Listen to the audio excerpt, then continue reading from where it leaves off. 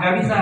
Makanya yang namanya pengajian, ya pengajian, ajakan pengajian, apalagi yang model gabungan begini, satu kelurahan kita kompak, insya Allah semua masalah persoalan yang kita hadapi bisa selesai.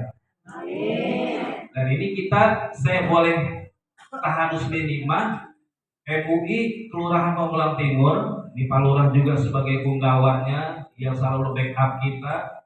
Ada dana kita langsung ada buka ke Palurah, ya. Itu luar biasa, dikenal di banyak tempat, itu kompak sekali sama kegiatan yang namanya S3NM. Tiap subuh kita keliling. Itu jumlahnya udah banyak banget ya Palurah, bisa sampai 20 orang itu yang keliling tuh di masjid. Dan kita juga pengen bukan hanya di subuh, tapi juga di setiap pengajian model begini nih banyak yang datang, banyak yang hadir, sehingga semuanya bisa bangkit, bisa mencari solusi, gitu ya, merasa bahwa setiap persoalan ini dipikul oleh kita bersama. Jangan sama lurah doang, sian. Kadang-kadang kalau sambutan beliau bilang, emang saya yang baik kecil gitu, di masalah mulu gitu. Padahal kita juga semuanya punya tanggung jawab, apalagi yang namanya aktivis pengajian, aktivis majelis taklim, sama berita-berita kayak tadi tuh, ya harus siap mendengar, ya harus siap juga mencari solusinya gitu. Kita kan ngaji karena kita ingin mencari solusi dari setiap persoalan kita. Salam dan salam semoga selalu tercurah pada qudwah kita Nabi Muhammad SAW. Ibu-ibu sekalian, secara khusus kami ingin menyampaikan tema pada siang hari ini, pagi hari ini, yaitu tentang manajemen stres ala Rasulullah SAW. Jadi mudah-mudahan berkaitan, berkorelasi dengan masalah yang tadi disampaikan oleh Pak Lurah, gitu ya, bahwa kita manusia, Bu, di sini kalau saya sebut punya masalah semua, bener nggak? Berarti ibu bermasalah semua loh. Ya Allah. Ibu punya masalah semua, tapi ibu tetap bisa datang ke sini. Masya Allah. Kira-kira kalau saya sebut di antara masalah yang ibu hadapi, ada yang selesai, ada juga yang belum selesai, benar nggak? Orang bisa selesai dulu masalah baru kemarin.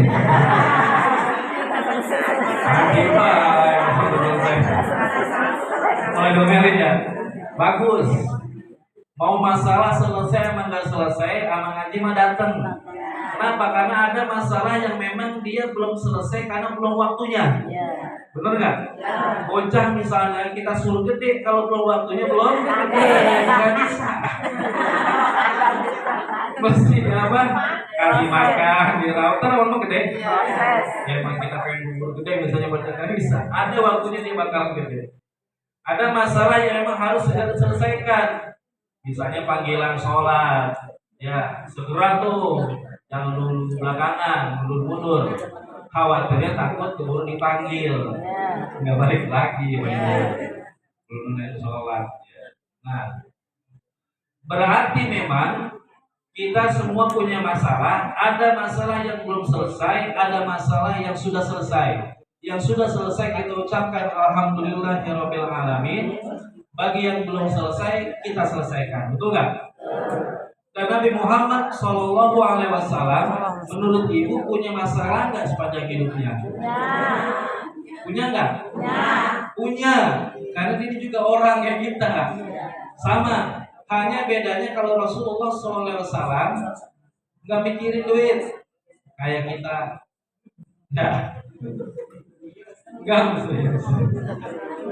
nggak mikirin apa lagi pasangan kita, ya nggak mikirin apa lagi kerjaan, ya nyari duit, nggak mikirin apa lagi penyakit, ya beliau emang nggak punya penyakit, ya. Yang beliau pikirkan adalah umatnya. Justru beliau memikirkan kita nih, kita belum ada sudah dipikirkan, itulah beliau Sallallahu Alaihi Wasallam. Makanya patut kalau kita itu sering-sering bersalawat kepada beliau Sallallahu Alaihi Wasallam, karena kita belum ada udah dipikirin. Kata beliau, ya Allah, bagaimana nanti umatku yang lahir setelah aku tiada, nasibnya bagaimana? Makanya beliau kemudian dikasih syafaatul ummah, simpanan yang diberikan kepada Nabi, kepada Rasul dan hanya kepada beliau yang nanti dipakai buat kita semua. Jadi beliau juga punya masalah, hanya masalah beliau beda dengan kita. Dan biasanya ibu-ibu sekalian, benar nggak kalau ada masalah, ada tekanan dalam jiwa, ada keresahan, ada kesedihan, ada kebingungan, betul nggak? Makanya biasanya saya kalau ngomong tentang manajemen stres di Pak Lurah ke anak muda, saya tanya dulu, anak-anak sekalian di sini ada yang stres nggak? Saya tanya gitu. Enggak, saya takut nanya, mama, lo kayak mas saya semua ini. Saya agak grogi juga cara depan mas sendiri. Saya nggak berani nanya.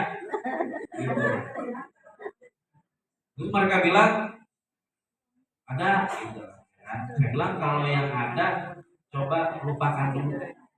Kenapa? Karena kalau orang stres itu nggak bisa terima ilmu. Betul nggak? Jangankan ilmu, nasi uduk aja nggak masuk. Iya, tiap pagi belajar nasi uduk nih ya, ditanya itu situ apa nggak belajar? Lagi stres. Gitu. Lagi ngebatin pikiran. Orang bisa nggak doyan makan gara-gara Stres. Oh, makanan yang enak nggak masuk, apalagi ilmu susah, betul nggak? Nah sekarang mohon yang stres, rasanya lupain dulu masalahnya, ya supaya ilmunya bisa Masuk. Allah manfaat nabi ma'alam tanah, Amin. wa alimna ma yanfa'una, wa zidna ilman nafi'an, wa alhiqna bis-shalihin. Amin. Jadi yang pertama kita pahami dulu bahwa stres adalah lumrah dirasakan oleh setiap orang. Gitu ya.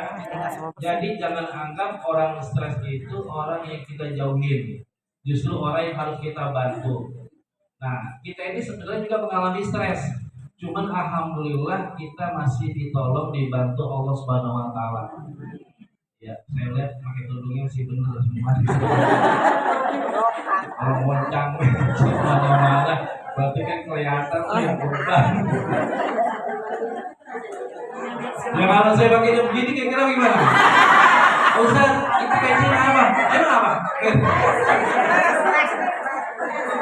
Dari kayak pakaiannya kelihatan. Ya, bener nggak? Saya lihat masih bener semua, masih bagus. Itu otaknya masih ini bener gitu, alhamdulillah. Senang kalau ya keluarganya ini ya. Dia adalah hal yang lumrah diterima oleh siapapun, dialami oleh siapapun. Tapi jangan khawatir, kita punya Allah Subhanahu wa taala dalam surat An-Nisa ayat 28. Tahu Bu? An-Nisa 28. An-Nisa itu apa artinya, Bu? Enggak. Perempuan semua yang baca. Enggak, Paldo. Kata Pak Lurah, saya nggak punya anak, bener nggak? Karena yang bermasalah biasanya anak. Ini Lurah ya punya apa? Enggak ada hubungannya ya. An-Nisa itu dimuliakan. Allah membuat surat An-Nisa memuliakan perempuan ya. Enggak ada surat Al-Rijal. Enggak ada. Ada suratnya. Pokoknya kalau ada Rijal mau aduh. Cuman dalam surat ada Ar-rijalu qawwamuna 'alan. Nah, itu pembelaan salah satunya laki-laki itu doang tuh. Bisanya ngeklaim doang. Laki-laki itu mungkin gitu. Padahal suka nggak jadi teladan juga ya. Dalam ayat itu disebut yuridullahu ayyukhaffifa ankum. Allah bermaksud untuk meringankan beban kalian. Ini kata siapa, Bu? Allah. Kata Allah. Allah, Bu, sebelum ibu lahir nih, sebelum ibu-ibunya lahir, sebelum ibu-ibunya lahir, artinya dari zaman dulu, udah ngomong yuridullahu ayyukhaffifa ankum. Allah berkeinginan, berkehendak meringankan beban kalian. Yukhaffif itu meringankan. Ya, kan ada tuh mukhaffaf harfi kalau kita belajar lanjut ya. Terus selanjutnya wa khuliqal insanu dha'ifa, karena sesungguhnya manusia itu diciptakan dalam keadaan memang kita lemah. Makanya semua pencapaian kita nggak boleh kita klaim, kita akui, emang saya itu boleh. Kita mesti kembalikan pada Allah Subhanahu Wa ta'ala. Ayatnya begitu bunyinya. Jadi dalam kondisi lemah, memang kita butuh bantuan Allah, dan Allah sudah bilang berkeinginan. Allah mau, Allah ingin. Gitu. Jadi ini kabar gembira buat kita semua. Dalam Al-Quran ada ayat tersebut. Maka kalau kita mengalami stres, tekanan dalam hidup, kesedihan yang luar biasa, kebuntuan, kebingungan yang seolah tidak ada ruangan lagi kita untuk pergi kemana cari jalan keluar, maka ingat ayat ini, ya Bu, ingat ayat ini. Kemudian yang kedua, kenali sumber stres tersebut. Nah Bu, Ibu bisa nggak Bu nyetop masalah yang akan datang ke Ibu? Tidak. Bisa nggak Bu? Tidak. Nggak bisa. Apa ayatnya? Walana berluan lakum bisyai'in minal khawfi wal ju'i wa naqsi minal amwal wal anfus was samarat. Dan kami pasti akan uji. Dan itu ada lam, ada nun, dua-duanya itu taukid dalam bahasa Arab, maknanya adalah penguat yang asli pasti. Manusia selama hidup pasti dikasih masalah. Ada manusia hidup nggak ada masalah? Tidak. Ada Bu, jalan-jalan nggak punya apa-apa. Itu. Gila. Dia mah nggak tahu dia punya masalah, padahal itu masalah terbesar dia. Iya. Masalah yang ngeliatin. Dia makan jalan nggak mikir Bu, jalan-jalan, ya makan, makan. Kamu tahu apa? Belum diangkat, ya diangkat. Alhamdulillah kita belum diangkat deh. Mau bilang, ya, yang seperti itu kalau ada aku yang di sos, ya dia di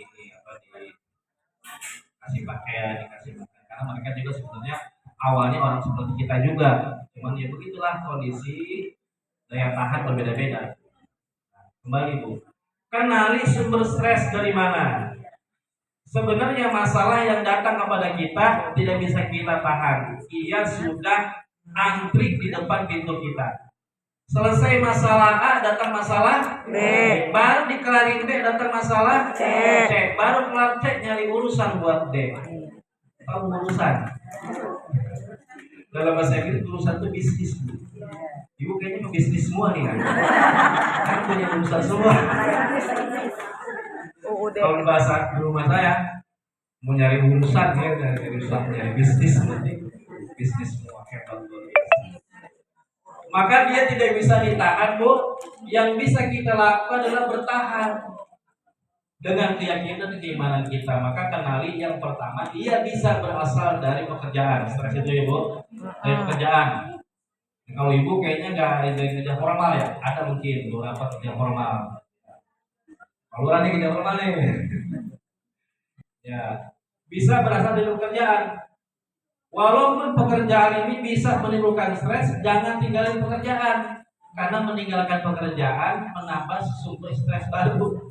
Jadi nggak ada kerjaan, ya Bu. Tapi atasi masalahnya ini kalau di dunia kerja nih. Kalau saya kan biasanya bawain tema ini karena anak muda, biasanya mereka gitu.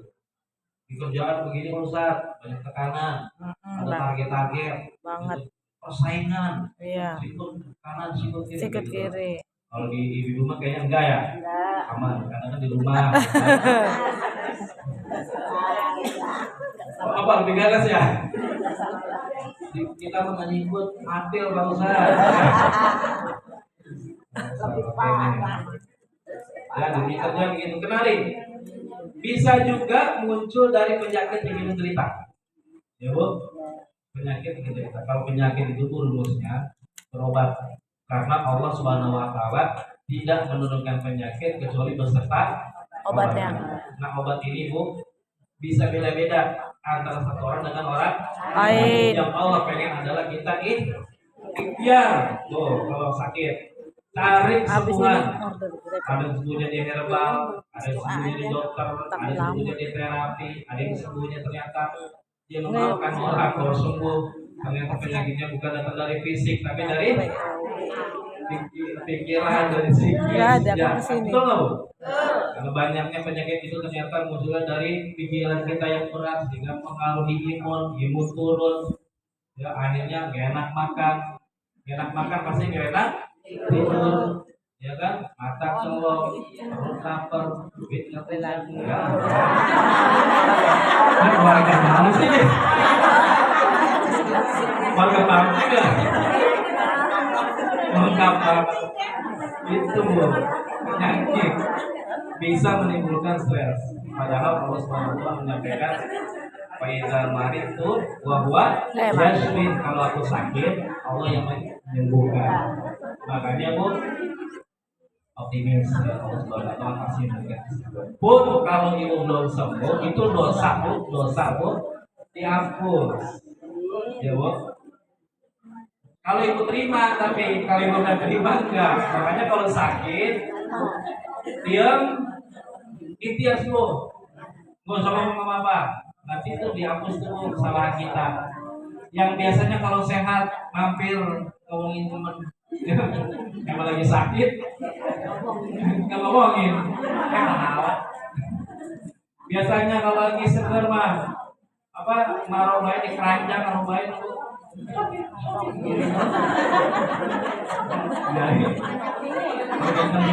Kekinian itu ya obat stres emang.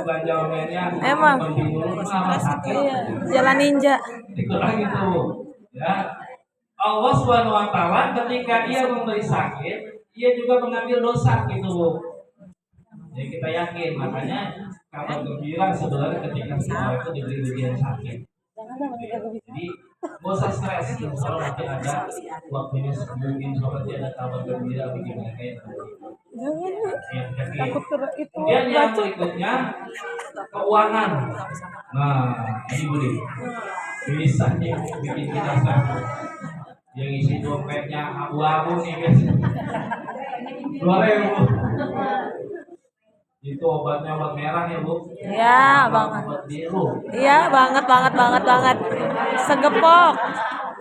1.000-an. Segepok. Keuangan juga bisa bikin stres Bu.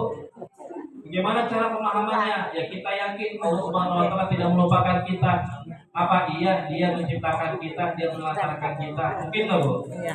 Enggak. Apa iya Dia menciptakan kita akan dikasih makan? Tidak. Enggak mungkin. Ini masalah akidah. Kalau rezeki itu pembagiannya jelas. Iya, sudah Yang kerja tertangkap. dapat, yang nggak kerja dapat. Mandikir. Yang kerja. Nggak ada Bu, orang yang kerja nggak dapat duit. Orang yang kerja pasti dapat Bu. Dikasih orang. Mandikir. Bener nggak? Kalau dulu ada orang yang kerja kelaparan ada, tapi itu berubah bukan di sini juga. Ya, Allah mah pengasih begitu, Bu. Semuanya dikasih, cuma jumlahnya dua yang beda. Kalau sebelah saya jumlahnya beda. Banyak. Beda tipis sama saya. Jadi harta bisa jadi sumber stres. Yang lagi Bu, keluarga, anak ya. Bisa juga ipar atau bisa juga Ipar adalah maut. dan seterusnya. Bisa juga. Kalau ini kita selesaikan dengan komunikasi, memperbaiki hubungan. Kemudian yang berikutnya pasangan. Nah, pasangan juga bisa. Ya, pasangan juga bisa bikin stres ya Bu ya. Itu sebabnya banyak ayat Al-Quran supaya kita menjalin komunikasi dengan pasangan kita sebaik-baiknya. Karena pasangan itu adalah rekan apa Bu? Rekan ibadah kita. Pernikahan itu ibadah ya Bu. Pernikahan itu ibadah, diatur dalam Al-Quran cara-caranya. Maka ini juga kalau tidak dimanage diatur bisa menjadi sebuah. Kenali semuanya Bu. Jangan sampai ibu stres di tempat mana, ngelimpahinya di tempat mana gitu. Kenali. Kalau di masalahnya keuangan nih, berarti jangan sampai ngerempet ke masalah kesehatan. Kalau masalahnya keuangan, keluarga komunikasikan gitu supaya dikenali supaya kita tidak campur aduk. Karena orang biasanya Bu kalau sudah stres dia tidak bisa manage, tidak bisa atur, ini nular penyakitnya. Yang tadinya rutin ngaji tiba-tiba jadi malas. yang tadinya orang yang sopan, santun bicaranya, tiba-tiba jadi pemarah, ditegur nggak jawab, gitu kan, panggil nggak nengok. Nggak aku lagi pakai headset. Bisa berubah. Ya kalau dalam kita ini dunia yang laki-laki itu kalau udah semuanya bisa berantakan. Urusan dengan keluarga juga bisa Berantakan. ini saya minta berapa ya Pak Ustaz? Bebas. Hah? Sama satu. Asal. Makannya mana? Ini nomor ini doang. Ya, aja deh, Bu. Lanjut. Itu kita kenali sumbernya. Kemudian yang kedua, yang ketiga, bagaimana cara kita kembali untuk menstabilkan pemikiran kita supaya tidak goyang, supaya tidak melenceng. Karena cenderung orang yang tadi stres, dia hilang orientasi. Walaupun kita punya masalah, ada orang yang kelihatannya itu wajahnya biasa, dia tetap sopan, tetap santun, tetap datang pengajian, padahal masalahnya berat. Betul nggak Bu? Ada kayak gitu.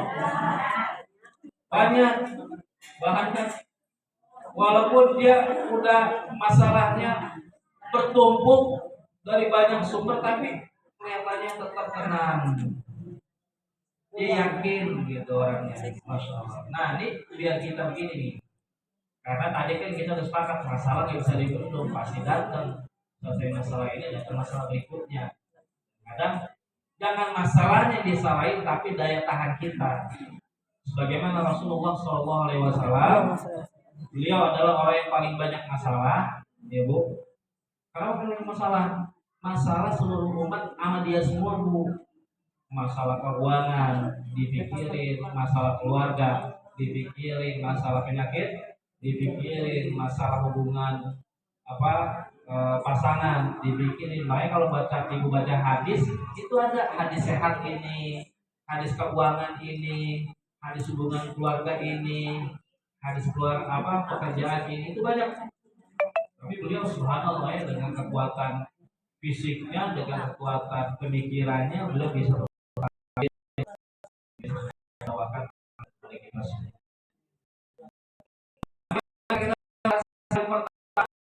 Baik hubungan Allah Subhanahu wa Ta'ala dalam surat Al-Ankabut akhir, walladzi jahadu fina lanahdiyannahum. Lupa.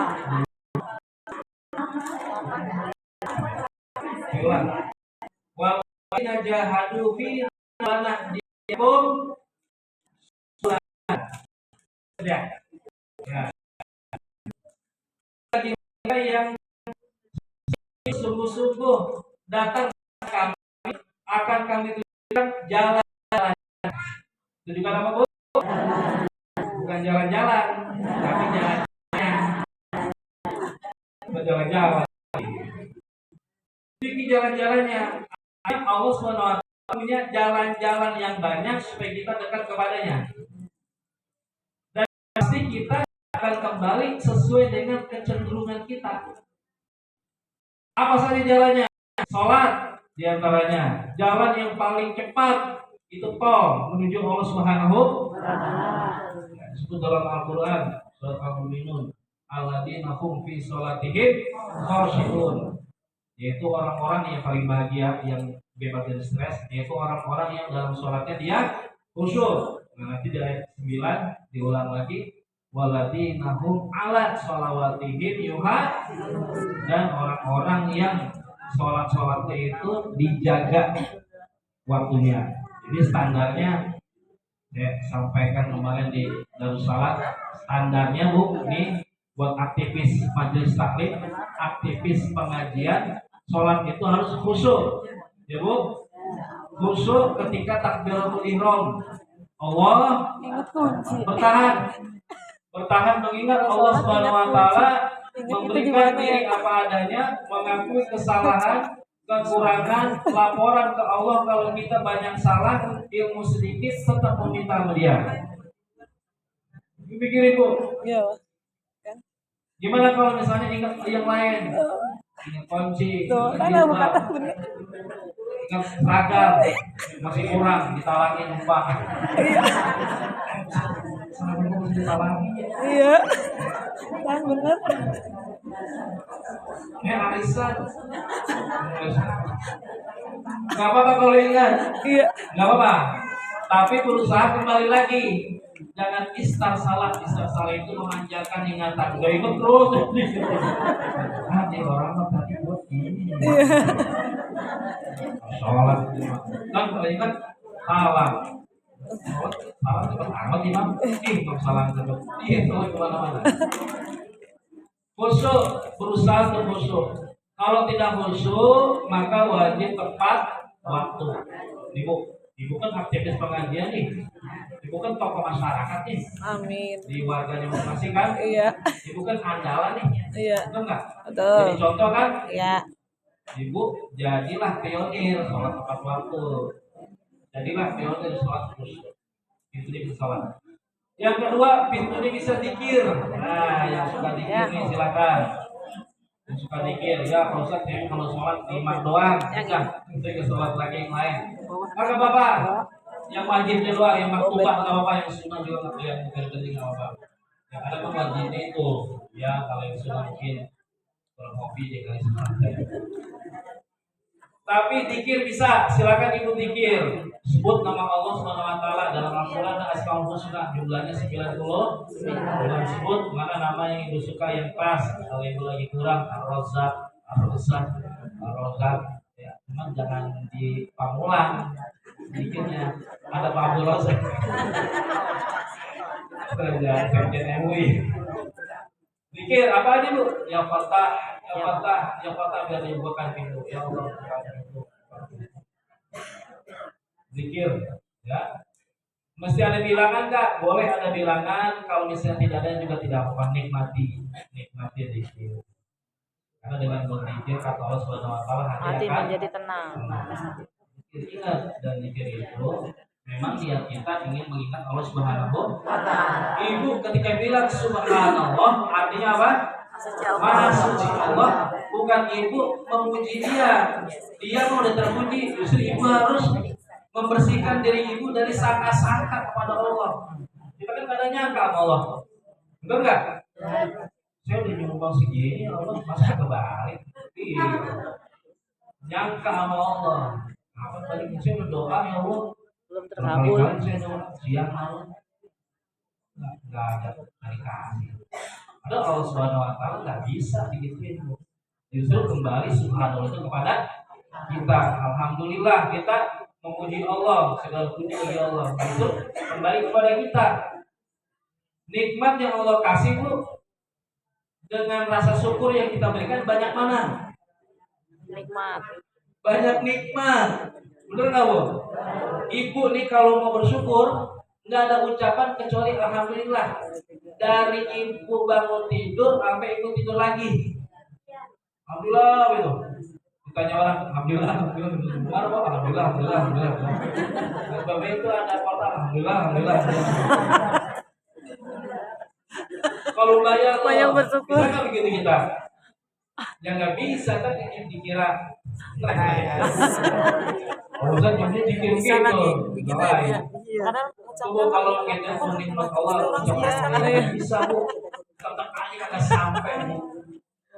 Kita mesti mengakui kelemahan kita di hadapan Allah Subhanahu Wa Taala. Udah jangan bela diri di hadapan Allah. Ngaku aja salah, ngaku aja lemah, minta tolong sama Dia. Masih dikasih nikmat. Kita bandel nih Bu, masih dikasih nikmat. Benar nggak Bu? Ya. Kita makan, masih dikasih nikmat. Gak berhenti kan nikmat, benar nggak Bu? Ya. Ditutupi aib kita, bukan nggak melihat aib saya, saya ibu melihat sensor. Mungkin kalau ibu tahu ibu nggak mau dengerin saya. Subhanallah, aku nikmat. Kalau kita tafakur dan nikmat tersebut, kita nggak bisa ngomong. Malu kepada Allah Subhanahu Wa Taala. Mau ngomong apa coba di hadapan Allah? Kita begitu kotor, begitu hina, tampilan kita emang bagus. Kan Allah mah tahu. Dia kan nggak melihat lupa kan? Mungkin Allah yang dulu ada sah hukum, ya dia tidak melihat jasa kita. Walakin Allah yang dulu hati kalian, dia lihat amal kita juga. Ya. Jadi mendekat kepada Allah dikit. Kemudian yang berikutnya Bu, cara mendekat kepada Allah, infak, sodakoh. Nah silakan. Yang punya kecenderungan bagi-bagi, silakan mendekatkan diri kepada Allah dengan bagi-bagi. Yang gak perlu besar, yang penting ikhlas. Tatawun namanya. Kalau zakat itu ukurannya jelas, kalau sedekah tatawun bebas. Adanya segitu, keluarkan segitu. Keluarin tubuh enak tuh, ibu keluarin. Jadi ketika ibu mengeluarkan sesuatu untuk orang itu senang kan ibu? Senang dia satu, senang ibu dua. Gitu. Jadi senang yang satu karena ibu dapat pahala dari Allah Subhanahu Wa Taala. Senang yang kedua karena ibu ini seolah-olah menjadi perantara Allah masih dia. Karena di setiap harta kita ada harta orang lain, ada harta kerabat kita. Jangan dikira itu punya kita semua. Memang ada namanya. Ada namanya, tapi tercatat di sisi Allah bagi mereka yang menyimpan, bagi mereka yang menimbun, yang menahan, padahal kerabatnya susah, tetangganya susah, orang yang dia kenal susah, yang kepin, ada cara Allah Subhanahu Wa Taala untuk mengambil. Yang kepin, Ulang banget. B aja. B. C, D. Sodakoh silakan. Ya Bu, jahadu fina lanahdiyanakum subulana. Allah akan tunjukkan. Yang pertama. Kemudian yang kedua, itu kan hubungan kita dengan Allah ya Bu. Yang kedua hubungan kita dengan diri kita. Jadilah orang yang optimis. Apa Bu? Optimis. Rasulullah SAW adalah orang yang paling optimis.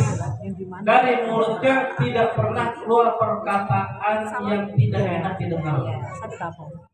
Misalnya Bu, ada anak ibu bilang, "Mah, kakak mah mau pulang. Kakak mah kalau udah SMA mau kuliah ke Jerman.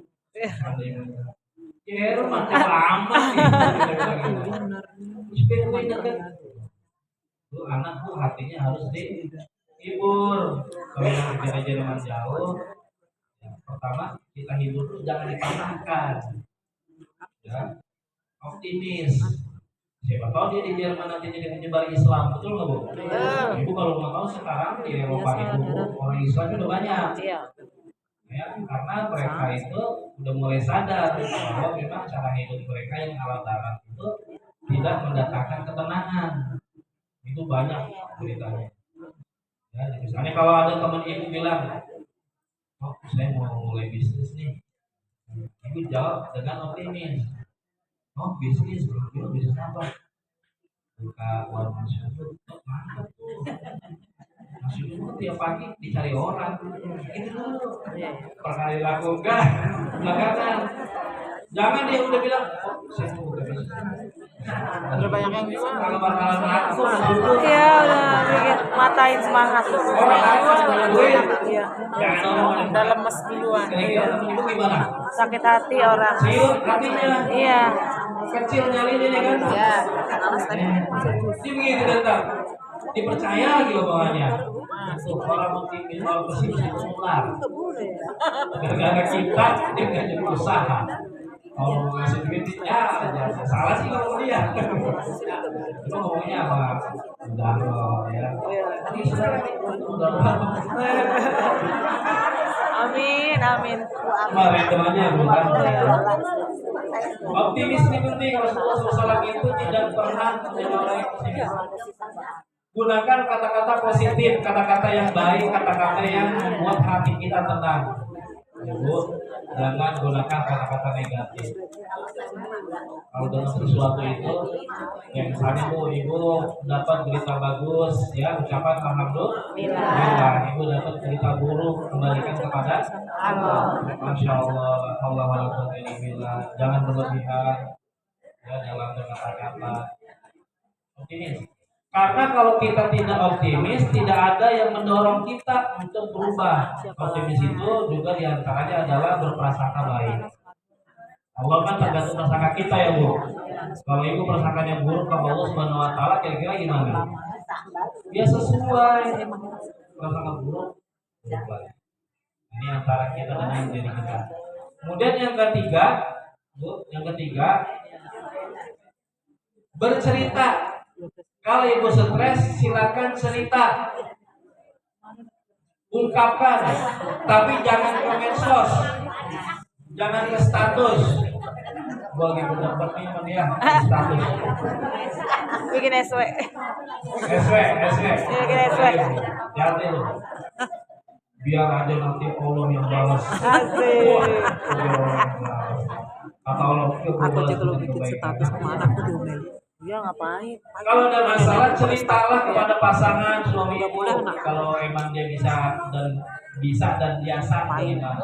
Kalau enggak ke guru ibu, saudara siapa? Kalau enggak ke teman yang dekat yang dia memang ibu tahu agamanya. Ini buat YouTube. Jangan sampai salah cerita ke orang yang mohon maaf, bukan ngademin malah panasin. Kompor. Aturan kagak musuhan jadi musuh kita udah pahala belum musuh tahu waktu kita kedua musuhan ibu kalau mau musuhan bisa kasih tahu ini rahasia masa di sini saya buka ini gara-gara ini apa masih saling gabungan saya buka aja Bu, kita boleh musuhan. Boleh musuhan kata Allah Subhanahu wa taala, boleh hanya dengan setan. Kata Allah Taala,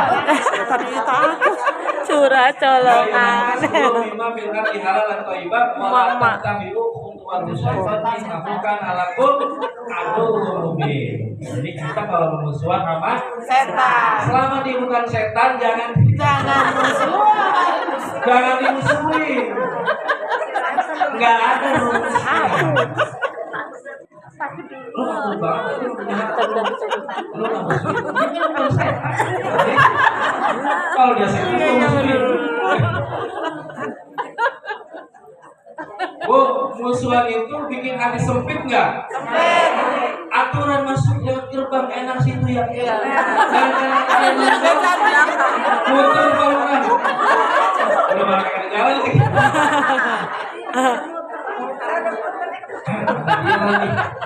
Ada dia Nah, lagi di sini. baik-baik.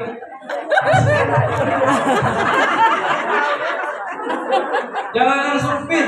Aturan lebar. Coba orang yang musuhan Pak. Waalaikumsalam. Gak ada masalah nih, udah dari apa? Tuh gara-gara musuhan. Ya Bu, Ya. hati-hati. Ya kan, kalau mau nyari musuh, siapa Bu? Boleh setan mau ibu, laknat juga boleh. Cacing boleh, itu setan ke tempatnya ya. Alhamdulillah ini setan. Tapi jangan sampai ibu bilang ibu melakukan kesalahan, ibu nyalain setan. Kalau setan, wah, disalahin itu malu aja, bakat. Gitu. Ibu bisa ngomongin orang nih, ingetin teman-teman, jangan ngomongin orang. Ini setan nih ngajak gue.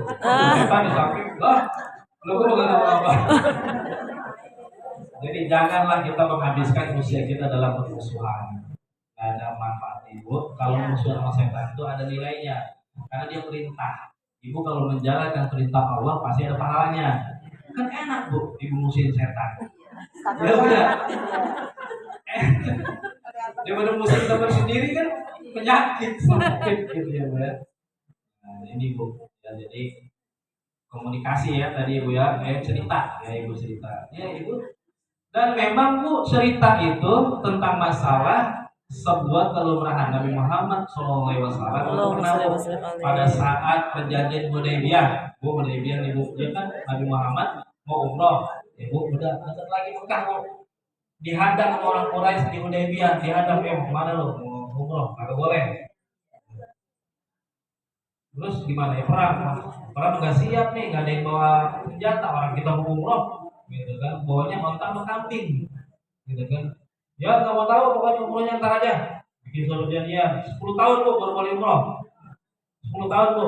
Akhirnya di Hudaybiyah itu jaraknya masih jauh ke Mekah. Kata Nabi Muhammad, udah sekarang kalau kita nggak boleh umroh, unta sama kambing sembelih. Gitu kata Nabi Muhammad. Sahabat masih ngambek Bu.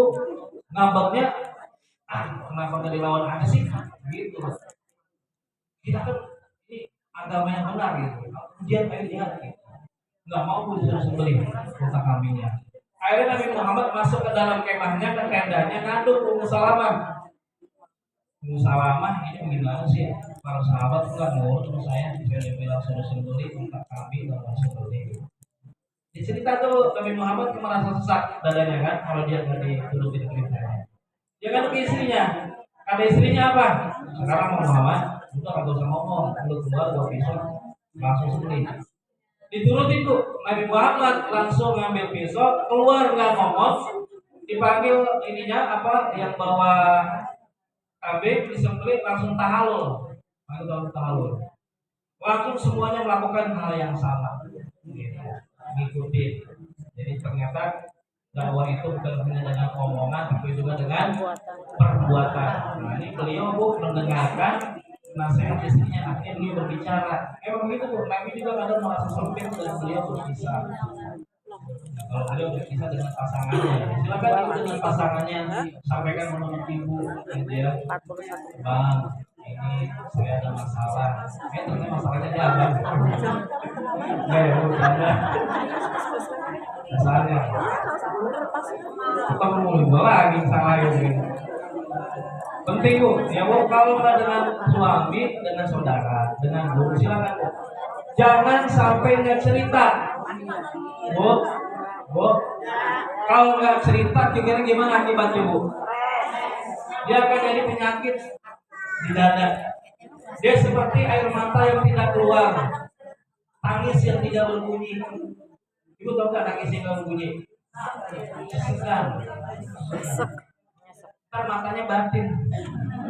Mata batin dong. Matanya nggak segar gitu. Matanya nggak batin gitu. Kalau kita apa? Seduh gitu. Keluarkan bu. Nah boleh bu punya teman curhat yang dekat-dekat, jadiin sahabat. Kalau dulu kan di zaman Rasul ada namanya persaudaraan, tahi, ya. Ibu punya best friend, punya bestie, silakan curhat dia. Cuma jaga bestie yang benar-benar bisa menyimpan rahasia. Dan kita juga bu, kalau ada orang yang curhat ke kita, jangan dibongkar. Dan kadang bu yang curhat itu juga bukan pengen jawaban, dia hanya ingin didengar. Maka jangan kita yang bukan ahli pengobatan, kita komentar atau jawab. Relate soalnya relate. Mama. Nah kemudian yang berikutnya yang kelima, ya bu, silakan ibu pelesiran. Apa bu? Healing. Oh, Ini penting bu. Walaupun terakhir ini penting bu. Cewek-cewek banget. Pelesiran cari suasana baru supaya Ngopi. ibu penatnya berkurang. Ya. Ya. Silakan ibu mau pergi kemana? Ya. Pantai. Sesuaikan budget lah. Ya sesuaikan budget. Kalau kira budgetnya angkot jangan pesen helm. Helm mahal. Angkot aja. Kalau kira angkot nggak bisa, Odong-odong. Odong-odong. Ya, enak Jatiromo. Lumayan, yakin muncul. Oke. Silakan lakukan hal-hal yang bisa meredam Angin-angin. emosi ibu, bisa meredam perasaan ibu yang penat, pelesiran. Ya atau kalau laki-laki biasanya saya suruh dia olahraga. Nah ibu juga bisa olahraga, jalan kaki, masuk kampung, keluar kampung. Berikan hiburan kepada hati kita. Nabi tidak begitu soalnya. Para sahabat juga demikian. Dan kita itu satu hal yang dibolehkan dalam agama. Begitu ibu. Daripada ibu stres di rumah baik, walaupun di rumah baik, ya, ibu harus tetap keluar, cari udara, silaturahim, cari suasana istilahnya. Hibur diri, ya sama disesuaikan dengan budget yang ada. Jangan sampai melampaui batas dulu ya. Pokoknya ntar kalau pengennya makan ke kampung kecil, pengennya kampung kecil loh, dompetnya lancil. Saya stres dulu. Nggak cukup. Saya makan kampung ini, kampung orang tua kampung kecil. Mahal. Gitu. Mahal. Ya silakan. Ibu masing-masing punya cara pelepasan ya untuk meredakan stres. Jadi 5 hal ini yang silakan ya ibu lakukan, terutama tadi ya bu, dekat dengan Allah Subhanahu wa Ta'ala. Ibu sekalian, terakhir kami ingin menyampaikan sebelum ditutup bahwa adalah hal yang lumrah kalau kita stres. Yang kedua, Allah sudah menjamin bantuan. Ya Bu, Allah sudah menjamin bantuan. Dia bilang diri Allah dulu, baru kemudian dia bilang wakul kalau insan doifat gitu. Ada yang bukan dikasih tahu dulu kamu sebenarnya lupa lemah, nah, saya bantu bukan. Kamu mau saya bantu, kamu lemah gitu. Jadi Allah mendahulukan ingin membantunya dulu. Ya, jadi tidak usah putus asa karena putus asa termasuk dosa. Ya Bu, termasuk dosa. Qul ya ibadiyalladzina asrafu ala anfusihim la taqnatu bi rahmatillah, wahai hambaku yang melampaui batas. Ini panggilan yang paling disuka sama Abu Bakar As-Siddiq ini. Wahai hambaku yang melampaui batas, janganlah kamu berputus asa dari rahmat. Jangan putus asa. Masalah itu kecil, Allah Maha Besar. Ya, jadi supaya kemudian kita bisa tetap fokus dengan tugas kita memperbaiki masyarakat, terutama keluarga, ya, menuntut ilmu sebaik mungkin sebagai bekal kita untuk menghadap Allah Subhanahu wa Ta'ala. Ibu sekalian, demikian yang dapat kami sampaikan. Kami ucapkan terima kasih atas perhatiannya, juga bersama dari Ibu Sada. Oh ya, saya dari Ibu Sada ya, saya bisa hadir di sini. Silaturahmi ke Ibu sekalian. Kalau Ibu bahagia melihat saya berlipat-lipat bahagia melihat Ibu. Saya merasa anak sendiri depan Ibu semua. Dan mari kita syukuri ya, dan kita berdoa bersama Ibu sekalian. Kita bacakan Suratul Fatihah, Al-Quran. Yang pertama untuk pimpin kita Pak Haji Ade, juga untuk keluarga besar beliau, ya, untuk kemiskinan beliau di kelurahan, ya, untuk ibu-ibu semua para ketua majelis taklim, ibu ayah juga. Kemudian kita diberikan kemudahan dalam mengampu amanah ini. Bagi yang sakit Allah sembuhkan, bagi yang masalah Allah berikan keruangan, punya tanggungan diberikan kelebihan untuk menyelesaikan. Dan Allah terutama jaga ibu anak-anak kita dari fitnah akhir zaman. Hanya kepada Allah kita berharap. Allah hadirin wali kalimatin suami oleh hadratin Nabi Al-Fatihah.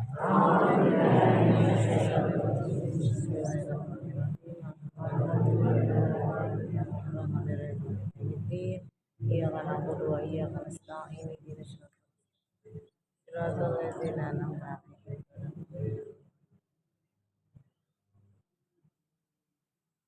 Astagfirullahaladzim, astagfirullahaladzim, astagfirullahaladzim. Alhamdulillahi rabbil alamin. Syakirin, amin. Ya Rabbana lakal hamdu kama yanbaghi li jalali wajhika wa li sultanik. Allahumma shalli ala sayyidina Muhammad sallallahu alaihi wa sallam biha min jami'il ahwali wal afat. Wa min jami'il hajat wa tutahhiruna min jami'is sayyi'at. Wa tarfa'una biha innaka a'la darajat wa tubalikuna biha subhanahu min jami'il khairat. اللهم اغفر لنا ذنوبنا ولوالدينا وارحمهم كما ربنا صغارا. للمؤمنين والمؤمنات والمسلمين والمسلمات والاحياء منهم والاموات. اللهم اغفر لنا ذنوبنا ولاخواننا الذين سبقونا بالايمان ولا تجعل في قلوبنا غلا للذين امنوا ربنا انك رؤوف رحيم. اللهم انا نسالك السلامه في الدين والاخره وعافيه في الجسد وزياده في العلم وبركه في الرزق ورحمة عند الموت وفرجا بعد الموت وحول علينا في سكرة الموت والنجاة من النار وعذاب الحساب. اللهم بارك لنا في أموالنا وبارك لنا في أولادنا وبارك لنا في بيوتنا وبارك لنا في أزواجنا وبارك لنا في علمنا وبارك لنا في أعمالنا وبارك لنا فيما رزقتنا وقنا عذاب النار. اللهم اجعلنا من عبادك الشاكرين واجعلنا من عبادك الصابرين واجعلنا من عبادك المتقين واجعلنا من عبادك المنفقين واجعلنا من عبادك المستغفرين بالأسحار. ربنا ظلمنا أنفسنا وإن لم تغفر لنا وترحمنا لنكونن من الخاسرين. ربنا لا تزغ قلوبنا بعد إذ هديتنا وهب لنا من لدنك رحمة إنك أنت الوهاب. ربنا هب لنا من أزواجنا وذرياتنا قرة أعين واجعلنا للمتقين إماما. اللهم انفعنا بما علمتنا وعلمنا ما ينفعنا وزدنا علما نافعا الصالحين. اللهم آتنا من عندك رحمة وعلمنا من لدنك علما. اللهم جنبنا الزلال واجعلنا ممن يستمعون القول